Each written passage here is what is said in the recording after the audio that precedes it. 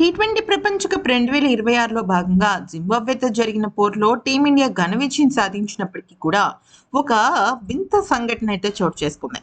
భారత ఇన్నింగ్స్ 15వ ఓవర్ను కెప్టెన్ సూర్యకుమార్ యాదవ్ శివం దుబేకి అప్పగించాడు. ఆ ఓవర్ మొదటి 5 బంతుల్లోనే 17 పరుగులు సమర్పించుకున్న శివం దుబే ఒత్తిడిలో కనిపించాడు. చివరి బంతిని బ్యాటర్ నుంచి వీలైనంత దూరంగా వేయాలనే ప్రయత్నంలో వైడ్ యార్కర్ నియంత్రణ కోల్పోయి బంతి పిచ్ బయటకు విసిరాడు. అయితే ఇక క్రికెట్ పిచ్ వెడల్పు దాదాపుగా 10 అడుగులు కాగా ఇక దుబే వేసిన బంతి ఆ గీత దాటి పక్కన పడింది. దీన్ని గమనించిన ఎంపైర్ వెంటనే దాన్ని నో బాల్ గా ప్రకటించాడు. జింబాబ్వేకి ఫ్రీ హిట్ ఇచ్చాడు. అయితే ఆ ఫ్రీ హిట్ వేసే క్రమంలో శివం దుబే మరో 2 వైడ్లు వేయడమే కాకుండా చివర్లో సిక్సర్ కూడా సమర్పించుకున్నాడు. ఇక దీంతో దాదాపుగా 28 పరుగులు సమర్పించుకున్నాడు.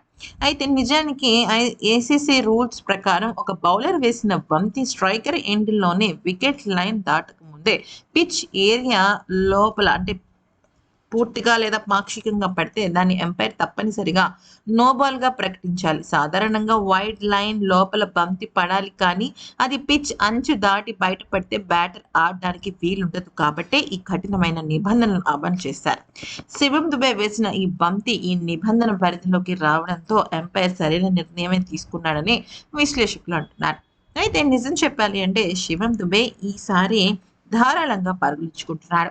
ఇక ఒక ఓవర్లో ఏకంగా 26 పరుగులు. అసలు నిజం చెప్పాలి అంటే చరిత్రలో అత్యధిక పరుగులు ఇచ్చిన భారత బౌలర్లుగా, అది కూడా ఐసీసీ టోర్నమెంట్ గా శివం దుబే నిలిచాడు అనమాట. 2007లో న్యూజిలాండ్ పై యువరాజ్ సింగ్ 25 పరుగులు ఇచ్చుకున్నాడు, కానీ ఇక ఇది హైయెస్ట్ 26 పరుగులు.